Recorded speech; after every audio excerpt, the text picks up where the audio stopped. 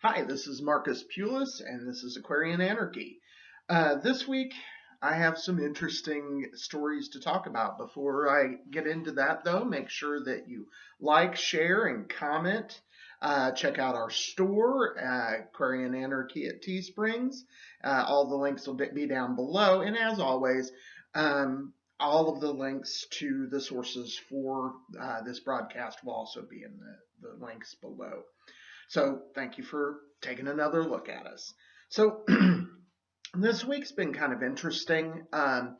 Late, mid to late last week, I started hearing grumblings about the coronavirus and how it was, the next evil bad thing that was coming our way, disease-wise. And most of the time, when they bring that stuff up, like most people, I just kind of ignore it because because they do this ever so often. And so I pretty much just discounted it. But as time has gone on, more information has come out. I'm not saying that it's still not overreaction, but it was something that I needed to cover, and I've decided that it needs to be my primary thing that I'm going to cover this week. But we'll go on and get into it. The first main article that I saw was from NPR, and the first case of the new coronavirus detected in the United States. The first case of an infection with the new coronavirus has been discovered in the United States. A man from Washington State returned home after a trip to Wuhan, China on January 15th. He sought medical attention on January 19th and is now in isolation at Providence Regional Medical Center in Everett, Washington. State health officials say his condition is quite good and even refer to him as healthy. I'm going to stop there. That one of the things and I'll get into some details later, that I find interesting is we're talking about people in the thousands at this point, maybe 1,000, maybe a couple thousand, that have been infected by this virus. But we're talking about China. There are billions of people in China. And when we're talking about deaths, we're talking about tens of deaths, not tens of thousands, not even hundreds, tens. Tens. The highest number I've seen is like 80 something. That's not even really a statistic when you consider that the population is not something that I'm saying that everything starts somewhere, and we do have a much more informed populace than we did, say, 100 years ago. And, well, I don't know that that's true, but people tend to know more things about what's going on across the world because of the internet and things like that. But one of the things that they said, he's relatively healthy. Well, most of these people are recovering from this disease that you're supposed to fear.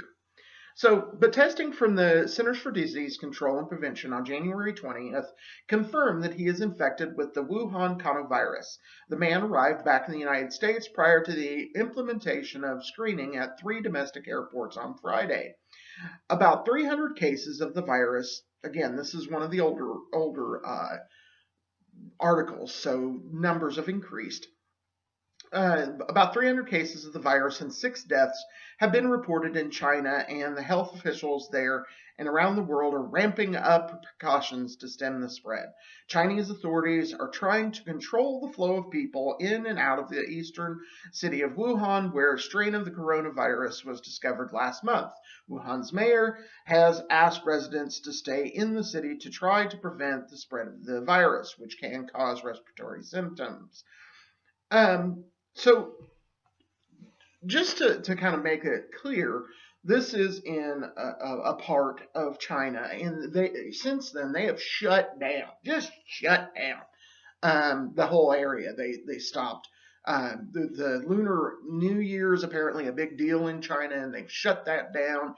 And in government fashion, they are covering up anybody talking about it, because that's good at keeping the public informed about this virus that might kill them.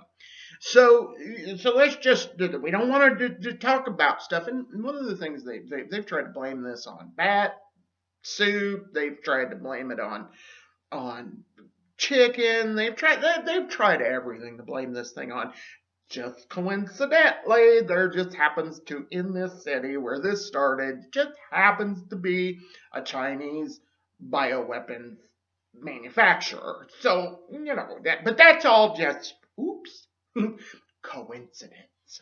So anyway, on Yahoo News, there was more fear being pushed out by the pundits, and the health. This is what they said: health experts issued an ominous warning about a coronavirus pandemic 3 months ago. 3 months ago, it did not even come out or nothing. Their simultaneous showed that it could kill 65 million people. 65 million people could die. That's pretty scary. Huh? It's pretty scary. 65 million people. Warning! Whoop, whoop. 65 million people. And be clear, that's the headline. Health experts issue an ominous warning about coronavirus pandemic 3 months ago. Their simulation showed it could kill 65 million people. It's really scary. 65 million people in just 6. We're not talking 80 people. That's a lot of people. So, scare, fear, till you read the article. And again, like in the bottom, you read the article, then you go, what? Why am I afraid? So, this is a quote. We don't yet know how contagious it is. We don't know, or we know that it is spread person to person, like many diseases, but we don't know to what extent. Quote, an initial first impression is that it is significantly milder than SARS, so that's reassuring. On the other hand, it may be more transmissible than SARS, at least to the community setting. So right out of the gate, and this is early in the article, right out of the gate, they're like, well, but, we don't know how contagious it is. Every 65 million people gonna die, they said, right? 65 million people gonna die. We've had tens of people at this point die. When, Trump's bringing people back, which makes no sense to me. If they're diseased, keep them the hell over there. but anyway, he's bringing them back, and the Chinese government shut down the cities, and they're talking about martial law. 65 million people, but we don't know how contagious it is yet. Well, I guess you can make the argument that it's better to be prepared. Except they didn't actually simulate the virus. They just made one up. This is not the 65 million headline. Isn't this virus? They didn't simulate this virus. None. Not of it. None. Donor simulation imagined this is all a quote, okay? Imagined a fictional virus called CAPS. Fictional. Completely made up. They put it in the computer. Let's just it'll kill this many people, and this is they made it up. So anyway, in simulation, imagine a fictional virus called CAPS. The analysis part of the collaboration with the World Economic Forum and Bill and Melinda Gates Foundation. Bill and Melinda Gates Foundation. Beep, beep, beep, beep, beep, beep. You should be like, okay. These are the people that want to control population. Bill and Melinda Gates are evil ass people. Evil ass people trying to kill people, control the population. These are not good people at all. And I don't care. They may need computers and all that. And they are terrible, awful people who they're shit. But they help poor people and they do all that. Yeah, they do what it takes to get the population not to go with forks and pitchforks and shovels because they're evil people. So anyway, the Bill and Melinda Gates Foundation looked at what would happen if a pandemic. Pay attention to this. This is the headline. 65 million people are going to be dead by this. Okay. What would happen if a pandemic, 65 million people, originated in Brazil? Pig farms. Pig farms in Brazil. China. Bat soup. And it's not bat soup, but, completely different. Nothing the same. The Wuhan virus originated in a seafood market that sold live animals. Seafood, that's what they're trying to say now. So, pig farm Brazil and Chinese seafood or bats. So, already not the same. So, anyway, the virus in toner simulation would be resistant to any modern vaccine. In other words, on their computer, boop, boop, boop, resistant to vaccines. Boop, boop, boop. But we don't know how this virus reacts. None. We don't know. I have no idea. 65 million. Scare, be afraid. So all of this is bullcrap. Okay, they don't know how they programmed in the simulation. Okay, it's going to be resistant. So anyway, it would be deadlier than SARS. Moments ago, in the article, it said the coronavirus is not as deadly as SARS, but about as easy to catch as the flu. So these people, they have said, okay, these are the stipulations. We're going to make a really deadly virus. Look at it. See what happens. See how fast we get to it. And they got 65 million people dead. Has nothing, zero to do with this particular virus. Nothing. It is all about scaring you. It is all about, probably pharmaceutical companies pumping out new vaccines. I just, this isn't going to be linked, but just have because it wasn't important enough. But I ran into some just as chance on Twitter talking about that they're developing a new AIDS vaccine that you can take before birth. I wonder if they'll connect those. They go, we got to push this out. So you got to, this is all about forced vaccination. It's all about scaring you. It's all about you giving up civil liberties. It's about the Chinese cracking down on their people. Maybe they are doing some crazy stuff. I don't know.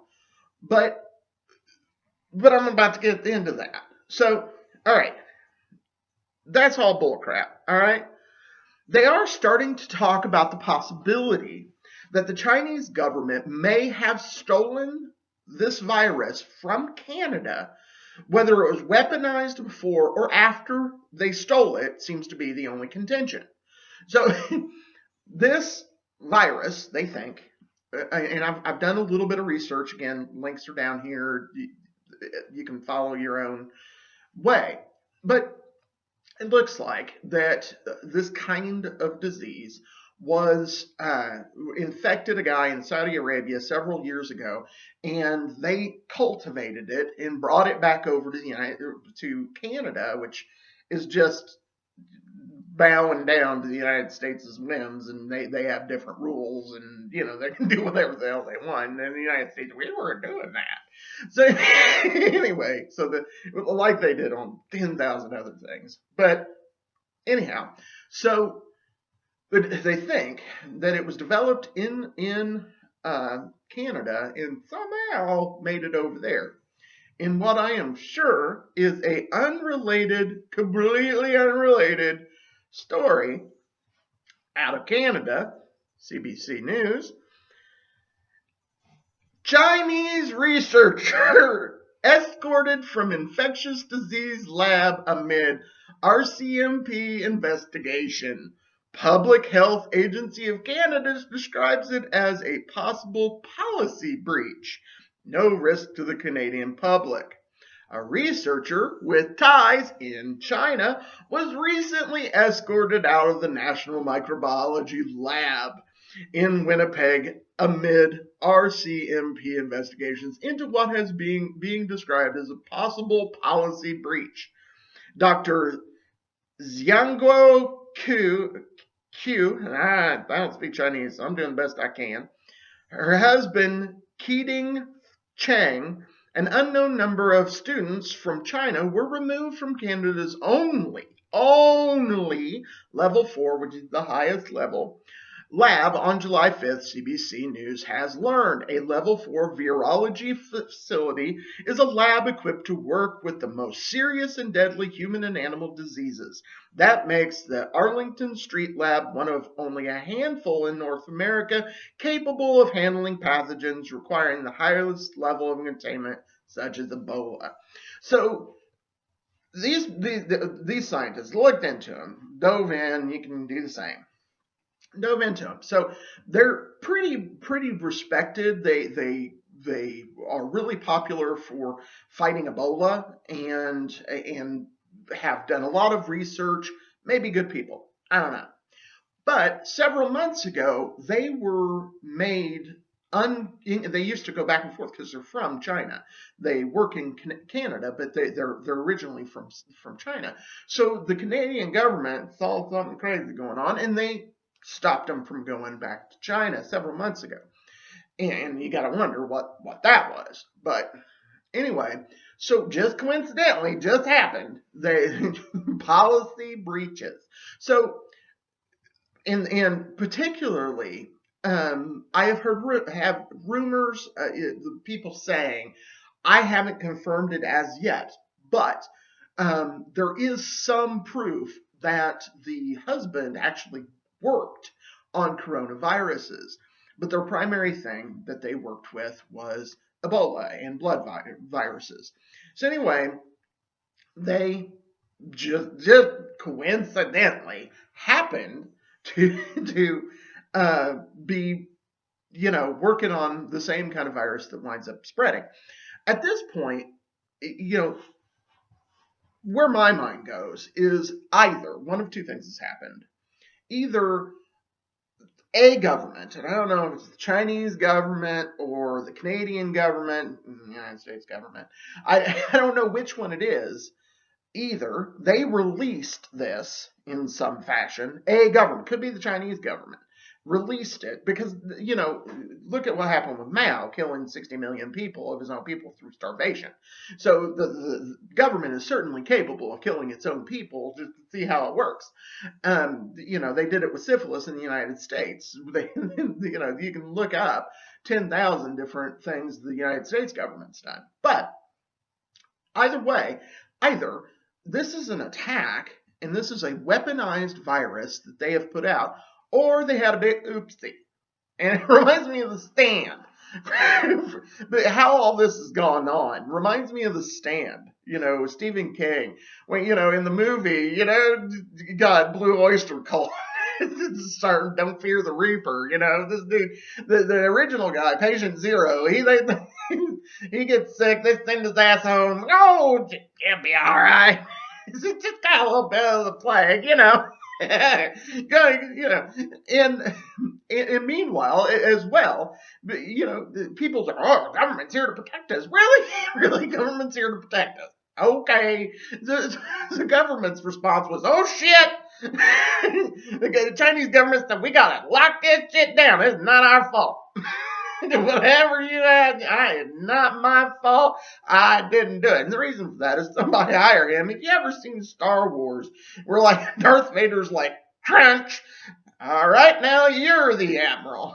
And the guy's like, "Oh shit, I don't want to be the admiral. Why do I gotta be the admiral? I don't want to be in charge. That means I'm gonna be the next guy killed." And that's what happens in China right now, is these people are like, "Oh shit," so they either purposefully did this or they accidentally did this and it got out. And I don't know if the Canadian government weaponized it or the Chinese government weaponized, but it appears as though it is a weaponized strain of a virus that is going to kill a bunch of people. I don't know about 65 million, but probably by the time it's all done, at least a couple thousand are going to die. And so, which in China is like a drop in the bucket, but every life counts. So that doesn't really, for me, it sucks that 80 people have died, much less 2 people died, whatever. I don't want that to happen, especially in the hands of government. So anyhow, so it looks like that there is something to this. And Aljazeera covered the fact that China's just shutting it down. They are cordoning off places, which makes you go, okay, maybe there's something to it, Maybe this isn't just the everybody being scared of Ebola a few years ago, or SARS, or swine flu, or whatever it is. Maybe this isn't that. Maybe because they're shutting things down. They're like, oh, hell no, we're not getting this all over China, and so maybe there is something to it. But at the writing of this, there was 56 people killed, and at least 1,975 more in the country were infected. This particular report says that the mortality rate is 4%. I've actually seen more of 2%. And how sad is it that I actually believe Aljazeera?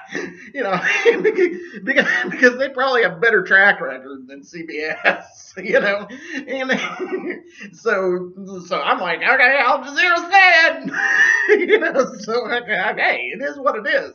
And all of this is propaganda. And again, the Chinese government, you can't trust any of them because they're like, it's only spreading occasionally. Shut the whole damn city down. Shut the whole damn city down. Now it's just barely spreading. Shut the whole. Meanwhile, they're also one of the reports that's come out of here too. This is the greatness of government. China's a really good example of it. The workers being sent in to handle this, the doctors and so forth, their protective equipment's falling apart. Like, show one guy turn around and his back is ripped out. It ain't sealed on nothing. because they're dead. Oh, here you go. Gee, good luck. So, so these people are like, oh shit. So Al Jazeera says 4%. So I'm gonna go with that. And its transmission looks like it is 1 to 2 on transmission. Now, I want to compare that, and Al Jazeera is really good at, in this particular article, of comparing that to other stuff. So they compared the transmission rate to the flu, which was 0.14, and the transmission rate is like, you have one person who's sick. How many are they on average going to infect? So for the flu, just regular flu, it's 0.14. And so that's not very much. That's not very many people in our modern age die from the flu anymore. It just doesn't happen. And it's not because of flu shots, I assure you, because those don't do shit. But the transmission rate from one sick person is 1 to 3 people. All right, so it's more dangerous, significantly more dangerous than the flu. Okay. We should pay attention to that. But when you compare it to other things, SARS, we've mentioned it multiple times so far. SARS has a 11% mortality rate. That means out of 100 people, 11 people die. Now that's still, we're not talking 50%. It's still, but that's a significant amount of people. SARS can kill some people, and it transmits at 2 to 4. So that's higher transmission, higher death rate with SARS. And SARS has been around for a while, and we're all right. On the other hand, Ebola, which is the mother of all diseases, and I think the reason they haven't weaponized this and put it out somewhere is because they're like, they're a little extreme. It's bad when the government's like, I don't think we can do that. Because I might kill my kids. you know. So Ebola has a 40 to 70%, depending on what kind of Ebola you have. I've heard as much as 90, but more the statistic I trust is 40 to 70%, and it has a 1.5 to a 2.5 transmission rate. That's significant. And so what I'm saying is those things are much worse, and they've contained those. I'm not saying it's not going to outbreak next week, probably from the U.S. government doing something crazy, but it's significant. What this whole thing is supposed to do is people like to think the government just does this. They have one tool in the tool shed, and they do a lot, and it makes some sense because they do like their number one thing they roll out is divide and conquer, and that is the tool they like to use the most. But they're better at it than that. They're better at harming people than that. In how they're better at harming people is that they tend to have a variety of different, like they'll put one thing out that does several things. And this particular thing, which I think, my opinion is, I don't know if the Chinese government, I don't know if it was the Canadian government or who it was, but I do think it's intentional. I think it was released on purpose. And I don't know whose fault it is, but I do think that it was. And I think, and this is purely my speculation, there's not going to be a link below. You can follow the links for all this stuff. This is my opinion. But what makes me think that is because,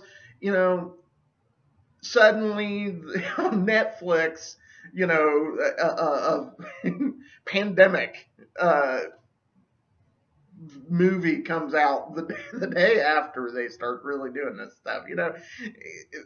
Come on, we're not that dumb. So I really do think it was done on purpose. And I think that it was done for a variety of reasons. I think one, yes, there's profit motive to, wrangle people towards buying medicine, antibiotics. Antibiotics don't work on viruses. Y'all people that are taking antibiotics to stave off the effects of coronavirus are idiots. Stop doing it, because all you're doing is making yourself sicker. Because antibiotics get rid of good bacteria too, and those good bacteria help you not get sick. So stop doing that. But so they are trying to push some medicine, I think. But they also are ramping up fear, because fear is difficult. And one of the things that's happening right now is the economic stuff. The Wall Street and all this is starting to kind of decline. And so now they're using this as an excuse. Now, lots of people, Jeff Berwick's one of the first ones that comes to mind, been talking about the economy is about to go. And this wasn't our fault. These are just these coronavirus. Fucking coronavirus came out and just messed everything up. So they've come up with a way to stave off the economic repercussions and kind of shadow that it wasn't their fault. Also, people that are afraid are more easily controlled. There's a bunch of stuff going on with vaccines. They're trying to get more forced vaccination, doing all that. This is going to another thing added to that. Plus, there's tension between China and the United States. They're messing with that. And it gives China a chance to control its people a little more. And so all of these things, I think, work in tandem, and why this is a good event for government to expand its power and influence. So that's that story. This is what I wanted to cover because this is funny. I'm calling this Trump and Greta, a love story. So Trump was in, this is earlier in the week, Trump was in Davos, Switzerland to talk trade and lashes out at enemies back home. Annie Carney of the New York Times covered this. She said, the White House hoped the president's trip to the World Economic Forum would shift attention away from impeachment. Impeachment, divide and conquer. Notice I'm not going to cover impeachment. It's pointless. Nothing's going to come of it. That's not real news. It's what CNN's going to cover for days and days and days and days, but it's not real news because they're fake news. How sad is it? Me sitting in a little studio in my house producing my own stuff with better information than CNN. So, because they're covering bullcrap. So anyway, but an impromptu news conference often turned to drama in Washington. Davos, Switzerland. President Trump said on Wednesday that he would prefer a long impeachment trial with witness testimony before the Senate, but that national security concerns made that impossible, and added that he would like to attend the trial. Shut up! I want a long one. Okay, if you really are being impeached, you don't want it to drag on forever and everybody talk about it. But he knows the Senate's controlled by Republicans. It's never going to go anywhere. This is bullshit. None of this is real.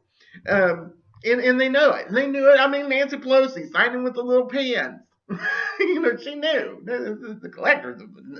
Yeah. So anyway, Mr. Trump unleashed on Democrats and news media in a wide-ranging news conference before leaving Davos, where he met with business and government leaders from around the world to return to Washington, where impeachment overshadows all else. So yeah. So as far as this economic thing in Davos, he's all out there attacking Democrats. There's divide and conquer again, whatever. A day earlier, Mr. Trump managed to stick a script about strong United States economy while addressing a global audience at the World Economic Forum, and he largely swatted away any questions about the impeachment proceedings. But before leaving Switzerland, he called a last-minute news conference, during which he drummed up all kinds of bullcrap so that he could continue dividing and conquering people and talking about nonsense. Because that's what's about to happen. So anyway, because that's what they're going to do. They're going to talk about nonsense, which is what the news does nowadays. The mainstream media doesn't really talk about, you want to know, okay, the coronavirus, did it spread? We need to know, is it coming to my neighbor's house? No, you want to know facts and reality. No, they're talking about stuff that is not going to happen in an impeachment trial. Now they're about to talk about a pretend subject. It's completely pretend. Little kids pretending. That's exactly what this is. So anyway, so Mr. Trump called before leaving Switzerland, he called a last-minute news conference during which he vented at length about the political enemies of Washington and some of the top economic advisors who stood silently behind him. Mr. Trump called Representative Jerry Nadler a New York sleazebag and referred to the Representative Adam Schiff as chairman, House Intelligence Committee, a con job and corrupt politician. More bullcrap. More made-up bullcrap between divide and conquer. He is so good at this. He's good at getting his people to go, we called him a sleazebag, and getting the Democrats to fume. He called him a sleazebag. He's such a worthless piece. They're all worthless pieces of junk. Come on. Nancy Pelosi. You're trying to tell me Nancy, stupid, yapping dog Pelosi is better than Trump. She's a Trump's like, Rose. I mean, that's what we're dealing with. But anyway, White House officials had hoped that the World Economic Forum would give President an opportunity to highlight economic successes and that they, as being supplanted at home by impeachment investigations, and now all they want to talk about is impeachment. Like that's one right, impeachments, more impeachments, more. This whole story. And this is the New York Times. This whole story is bullcrap. The whole thing is all bullcrap. Then, not once do they really talk about what the hell happened at this economic forum. Not once. They don't talk about it. They talk about Trump and avoiding impeachment. Because the whole world knows that this sham that is the economic world is about bam! and so they can't talk about that. So Mr. Trump appeared eager to defy expectations when here comes the important stuff we're going to talk about that's made up by children. Anyway, Trump appeared eager to defy expectations that he would pick a fight with another high-profile guest at the conference. High profile. the 17-year-old climate activist Greta Thunberg, who he criticized in the past. She's made up. She is just a little kid, for one. For one, she's 17 now. She's been doing this since she was like 12. And then her parents, you can go find this anywhere. Her parents have been trying to get her into, like, on TV forever. She is not real. She is a made up human being designed to try to scare people. Again, fear, fear, fear, fear, fear. And Greta's no different. Anyway, but he's the better guy this time, because Trump is ever the better guy. That's how you know that there's some high-level bullcrap about to come your way when they start trying to say, Trump was being respectful. Like when? Like one day? Like 365, he decided to be a nice guy one day. So anyway, he said, she beat me out of the Time magazine. She won. Shut up! Like he was ever going to make it into Time magazine. Come on. He's not on that side of the divide and conquer. He's on the other side of the divide and conquer. He's still bullcrap, but he's on the other side. So anyway, Mr. Trump said, referring to her being named Times Person of the Year in December, quote, I would have loved to have to speak with her, he said, but he recommended that she start working on those other countries because our water numbers, our numbers on air are tremendous. So, again, this is more Trump. Just we're tremendous. We're tremendous.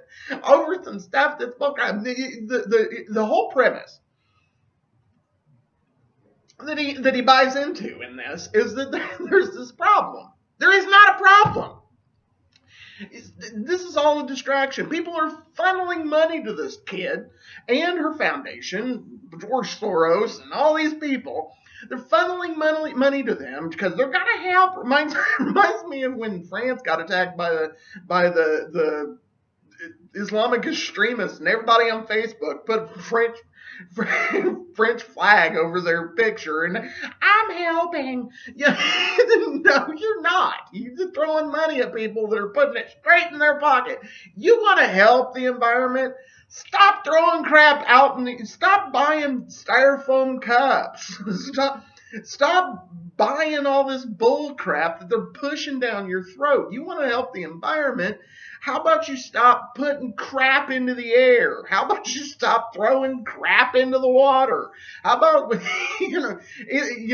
that's how you help. Or maybe there are groups that are actually out there doing that. But no, now we're spending our money instead of on people actually trying to help. No, we're spending our money on people. Now, I'm not spending my money, to be clear. The people are spending money on bullcrap, on people that don't do anything but go on TV and talk about, they took our hopes and our dreams from us.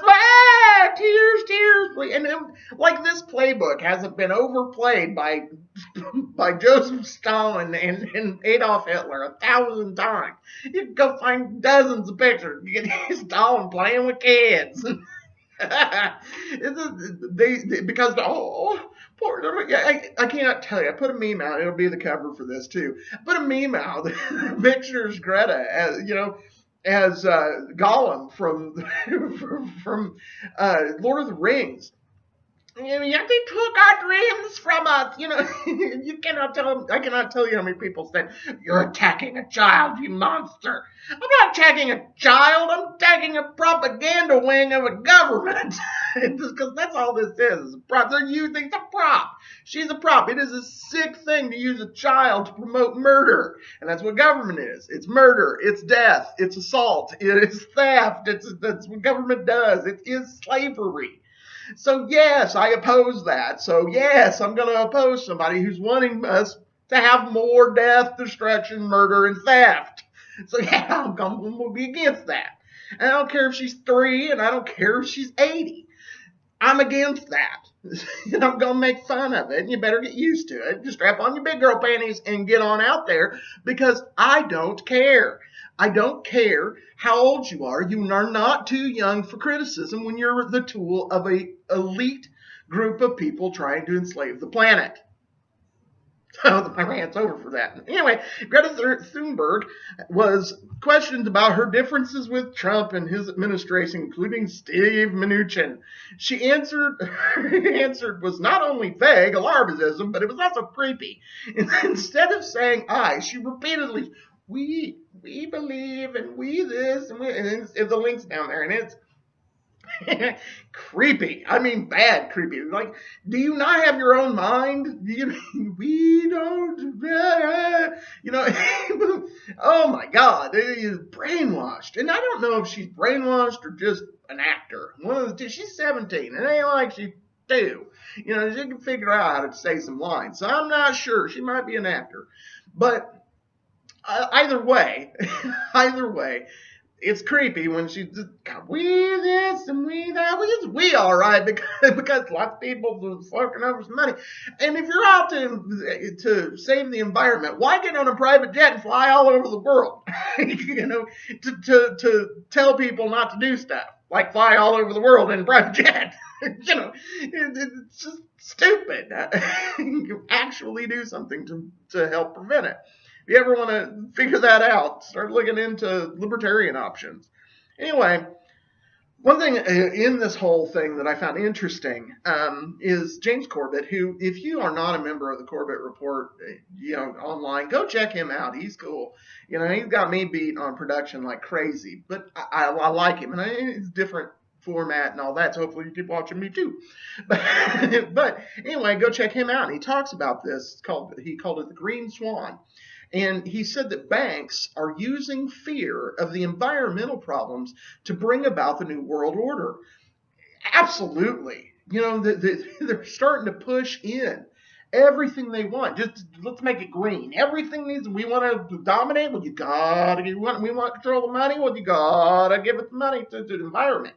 The money is bad for the environment. It's all about power and control. And this Green Swan is what's going on. Banks are starting to push the environmental agenda, and not that they haven't always before. Now they're just being more overt about it instead of covert about it. They're making it obvious that that's what they're doing, and they're saying that that's what they're doing. They're using the environment to conquer the world. It's an excuse, and the reasons that they use it is a variety of reasons. But one of the big ones is because who wants to destroy the planet? And nobody with any brains wants to destroy the planet. Nobody. These multinational corporations care about profit more than the planet, but they're not trying to destroy the planet. Their goal isn't, we don't have anywhere else to live. That's not their goal. They may be evil people who are doing evil things and all of that, but their goal is not to destroy the planet. But they're using that to guilt people into giving them money and giving them control. So that's the second thing. The next thing I want to talk about is actually quite a bit of a sad downer, and I'd rather stay on a more positive note. Come on, it's the news. And the reason it's downer is because last week, my number one story that I covered was the 22,000 people that showed up in Virginia to protest for protecting gun rights. And that was fantastic. And everything, I was like, show of force and all that. Well, this just came out of the Washington Post. Virginia state approves red flag laws allowing temporary seizure of guns from someone deemed a threat. I'm going to read that again. It's sad. Virginia Senate approves red flag law allowing temporary seizure of guns from someone deemed a threat. So all you got to do is just deem somebody a threat. So anyway, Richmond. The Virginia Senate on Wednesday passed a red flag law that would allow, this is after the big deal on Monday, that would allow authorities to temporarily seize the firearm of someone deemed a threat, a measure that was strongly opposed by gun rights advocates who swarmed the streets around the Capitol on Monday. The bill passed on party line vote 21-19, with every Democrat in favor and every Republican against. Debate grew unusually sharp as some GOP senators suggested that the bill would violate the Second Amendment's right to bear arms. Do you think? Shall not be infringed. The language is, but I'll get into that in a minute. Each legislator that votes in favor of this bill, this is a quote, each legislator that votes in favor of this bill is, in my opinion, a traitor to Virginia, a traitor to the Second Amendment, and a traitor to our constitutional freedoms, said Senator Amanda F. Chase, Republican from Chesterfield, the gun-toting iconoclast known for her provocative style. The Post doesn't have anything. She's a gun-toting iconoclast known for her provocative style. Anyway, fair and balanced. Again, this just shows that government does not care. This is me. This is not them. Okay, I would never say anything like this. But government does not care what the people think. They don't care. 22,000 people came out the next day. 2 days later, they passed the stuff they were going to pass anyway. This idea that the Second Amendment of the Constitution is going to somehow stop government is silly. It is silly that a piece of paper, any piece of paper, is going to stop government from doing what it's going to do. As Murray Rothbard in An Anatomy of the State pointed out, the Constitution put the watch of government into the hands of government.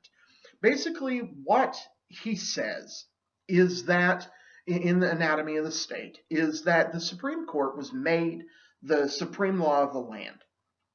And why that's bad is because you have a powerful section of government watching government, and so they're not independent. They're both part of the government.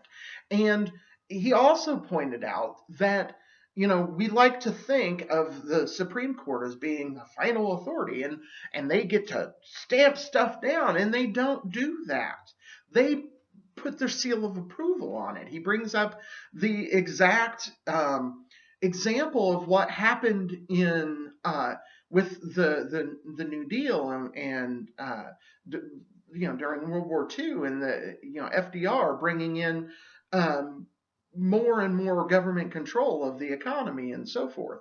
And he said they toiled over thinking about it for months and la la la la, and then they put a stamp on it, said, yep, that's constitutional. Ain't nothing in the Constitution that legalizes any of that crap.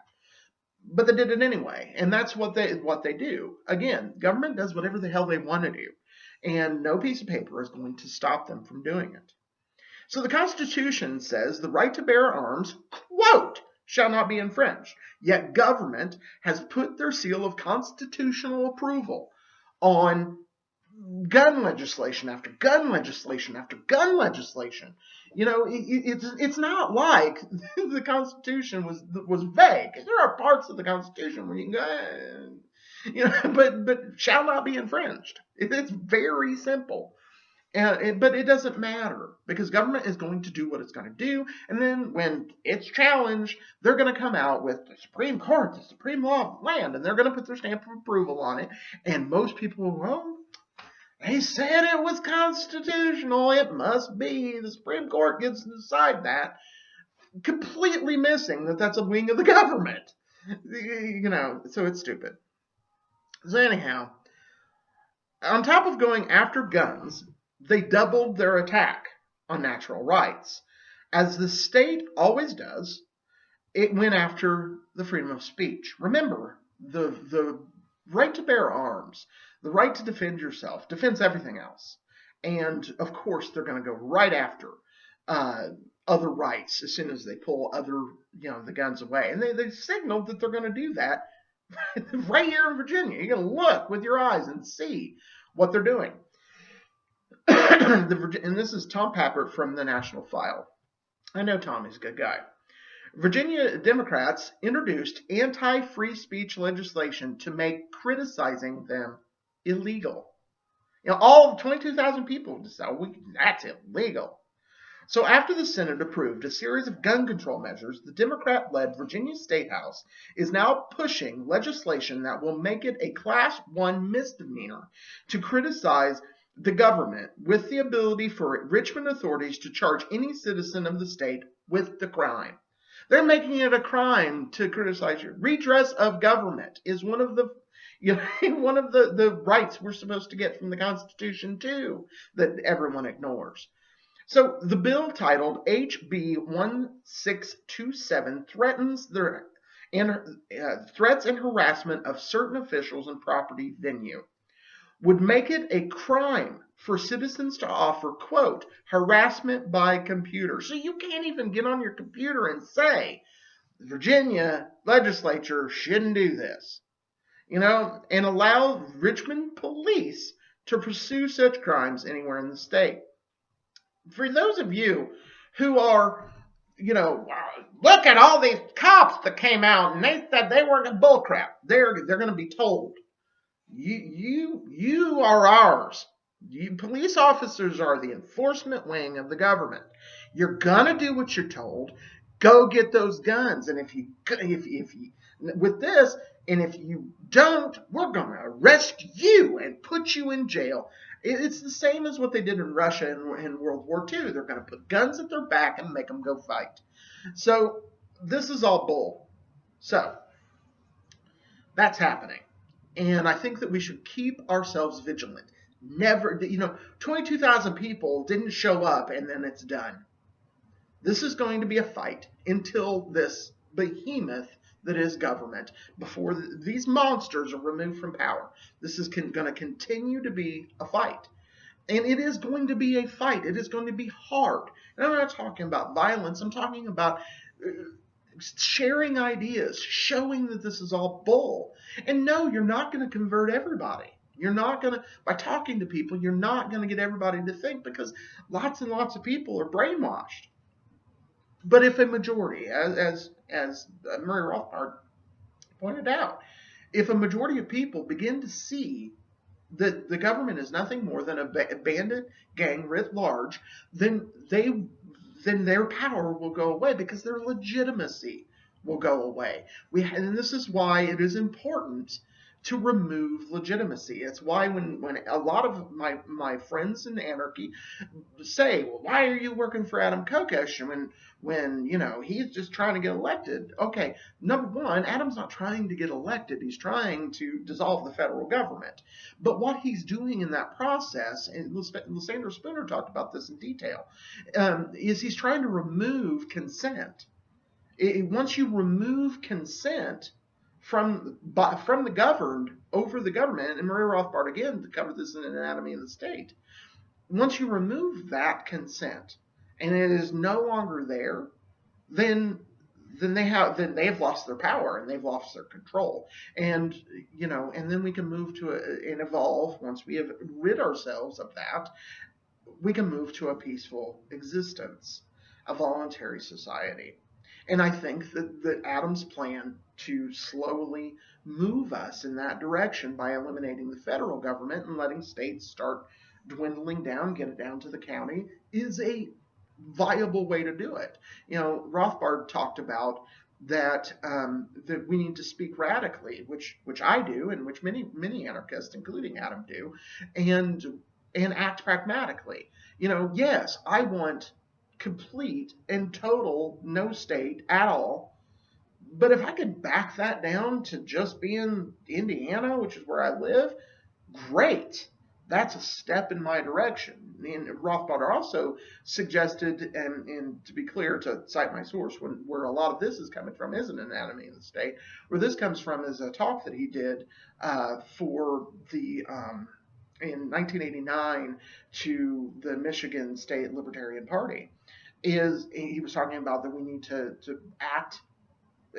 We need to talk radically and act pragmatically. Take everything that we can, and you take what you can, as long as it doesn't go against what your goal is. My goal is no government, and if I get less government, then that's in the direction of my goal.